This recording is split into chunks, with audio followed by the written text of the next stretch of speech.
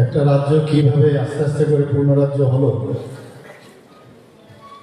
সেটা সত্যি ভাবলে অবাক লাগে যে কিভাবে মানে এই রাজতন্ত্রের থেকে আস্তে আস্তে যে আঞ্চলিক পরিষদ থেকে আরম্ভ করে এখন বিধানসভায় পরিণত হয়েছে। 1947 সালের 17 মে আমরা সবাই জানি মহারাজা বীরবিক্রম কিশোর মাণিক্য বাহাদুরের খুব অল্প বয়সে উনি পরলোক গমন করেছেন। তো ওনার প্রয়াণের পর রাজ্য পরিচালনার জন্য মহারানী কাঞ্চনপ্রভা দেবীর নেতৃত্বে কাউন্সিল অফ রেজিডেন্সি গঠিত হয়। 13 আগস্ট মহারানী কাঞ্চনপ্রভা দেবী উনি ইচ্ছা প্রকাশ করেছিলেন যে ত্রিপুরা যেন ভারতীয় ইউনিয়নে যোগদানের সম্মতি দেয় এবং সেই অনুযায়ী উনি সম্মতি দান করেন। ভারত সরকারের পরামর্শে 1948 সালের 12 জানুয়ারি কাউন্সিল অফ রেজেন্সি ভেঙে এককভাবে মহারানী কাঞ্চনপ্রভা দেবীকে রেজেন্সি নিযুক্ত করা হয়। 1949 সালের 9 সেপ্টেম্বর দিল্লিতে মহারানী কাঞ্চনপ্রভা দেবী রিজেন্ট হিসাবে ত্রিপুরার ভারত মুক্তি সম্পর্কিত সেখানে যে দলিল সেই দলিলে উনি স্বাক্ষর করেন এবং 15 অক্টোবর ত্রিপুরা আনুষ্ঠানিকভাবে ভারত ইউনিয়নে অন্তর্ভুক্ত হয়। 1950 সালের 26 জানুয়ারি ত্রিপুরা বিধানসভাহীন চিফ কমিশনার শাসিত ক্যাটাগরি সি হিসাবে এই রাজ্য পরিগণিত হয় এবং পরবর্তী সময়ে 1952 সালে প্রথম গণতান্ত্রিক নির্বাচনে 30 সদস্য বিশিষ্ট ইলেকটোরাল কলেজ গঠিত হয়।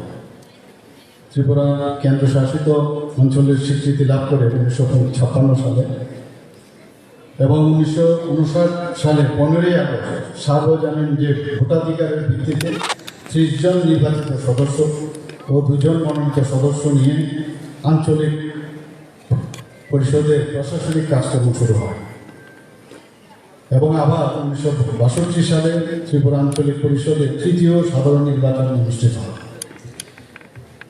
1963 সালের 1 জুলাই কেন্দ্রীয় শাসিত অঞ্চল আইন অনুসারে ত্রিপুরা আঞ্চলিক পরিষদ ত্রিপুরা প্রথম বিধানসভায় রূপান্তরিত হয়।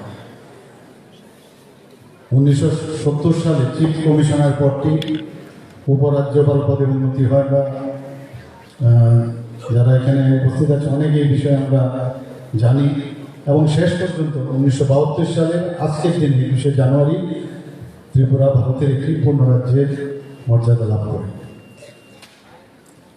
এবং রাজতন্ত্রের যে অবসানের পর দেখা গেছে যে রাজা মহারাজারা ত্রিপুরার মাণিক্য ডাইনেস্টি ত্রিপুরার জন্য অনেক কাজ করেছেন, আমরা সবাই এখানে জানি।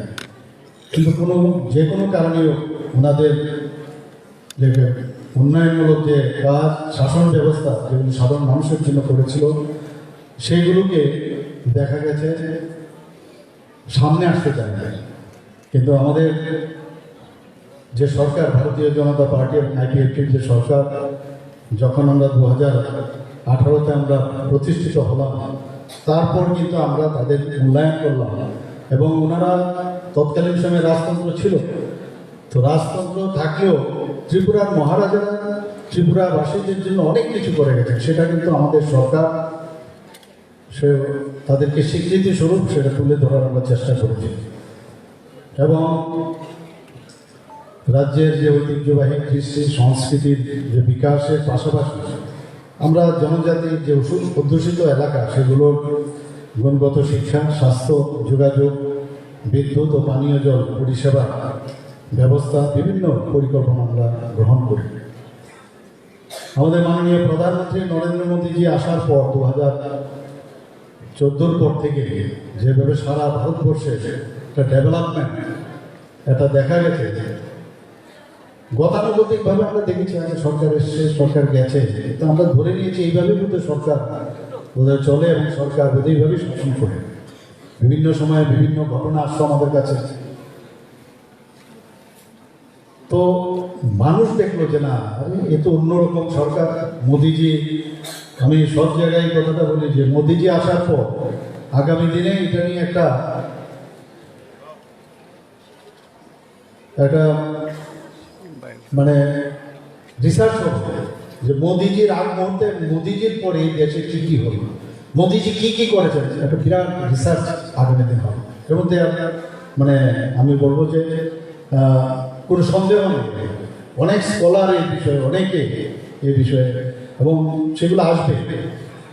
আপনারা দেখুন আজকে এই অমৃতকালে আগামী দিন মানে আগামীকাল 22 তারিখ, সেই 500 বছরে এই রামলালার জন্য এত আন্দোলন হলো, কত কিছু হলো, সেই জায়গায় ওনার প্রাণ প্রতিষ্ঠা করবেন অযোধ্যাতে চলছে।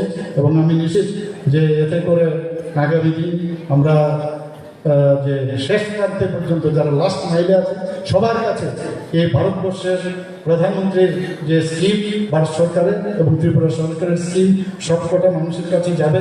এবং এইখানে আমাদের টিআইএফটি অলরেডি স্টার্ট হয়ে গেছে, আমাদের ইনস্টিটিউশন অফ ট্রান্সফরমেশন সেটাও কিন্তু এখানে শুরু হয়ে গেছে। তো আপনারা আমার এই কথাগুলো বলার উদ্দেশ্য হচ্ছে আজকের দিনে এইগুলোই বলবো, কারণ we should be proud of our self that we are doing something good for the state as well as for the country and for our people. ধন্যবাদ সবাইকে। আবার ত্রিপুরা পূর্ণরাজ্য দিবস উপলক্ষে হার্দিক অভিনন্দন ও শুভেচ্ছা জানিয়ে আমি আমার বক্তব্য শেষ করছি। বন্দে মাতরম, ভারত মাতা কি জয়।